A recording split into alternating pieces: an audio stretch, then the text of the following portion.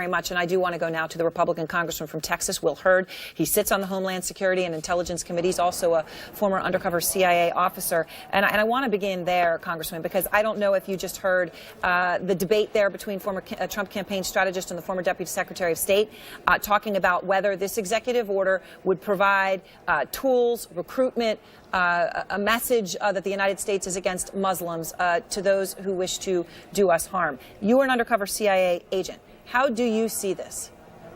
Well, I think it's a sign of distrust to many of our allies in that region. We have about 10,000 Americans in those 7 countries. Our men and women that are on a military base in Iraq.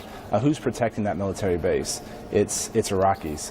We have special forces in Syria, and they're shoulder to shoulder with who? Syrians. And this is an issue that is going to cause friction with many of our partners. We've seen in Iraq that there were the opponents of the current administration in Iraq trying to use this as an example to kick U.S. forces out or to not operate. We have to remember that we do live in a dangerous world, and to fight Islamic terrorism, we need allies and we need partners. And in a place like Iraq, many Iraqi men and women have given their ultimate life to put ISIS and Al-Qaeda on the run in order to keep them off of our shores.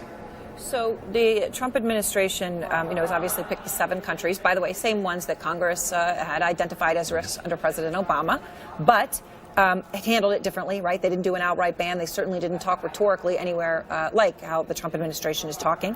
You're a member of the House Intelligence Committee. Are you aware of any intelligence suggesting terror plots from these countries right now that would show this was a real and present danger necessary for a ban? There are no credible, real threats on the homeland as of 2 days ago.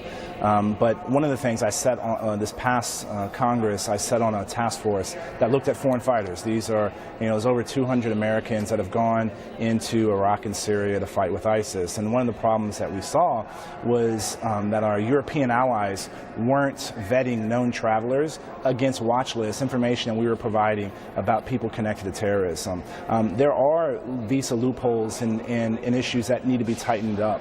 And we've passed legislation in the last Congress looking at some of those issues, and we're looking to reintroduce those in the House. They passed in an overwhelmingly bipartisan way.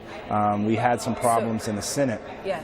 So I just want to understand. So it sounds like what you're saying is that the threats, such that they are, as you see them now, are much more likely to come from Europe, whether it be people who have gained access to Europe. As by the way, we've seen Europeans with European passports able to go ahead and perpetrate acts. That's what you're saying, not these 7 countries. It's a lot quicker to slip into, to be fighting in a place like Iraq or Syria. Into Turkey, get into Europe, find a fake European passport, and come through one of our ports of entry. That is something that would take a significant less amount of time, and the folks that we have to fight against are people that are smart, that are committed. And having spent 9.5 years as an undercover officer, I recognize the threats that we're facing. The reality is the world that we live in is more dangerous than our parents, and our kids are likely to inherit a world that's more dangerous than ours. And so doing everything we can to fight Islamic terrorism is important, but we got to have allies. So you would hope, from where you see right now, obviously given your view on this ban, that Washington State's temporary restraining order is upheld. Well, I think we need to pass legislation here in the House and the Senate that deals with some of these visa loopholes, that do things like help provide resources to countering violent extremism. The threat of ISIS, their ability to inspire people even if they're 7,000 miles away, is unprecedented, and we need to be taking the fight there and dealing with those issues.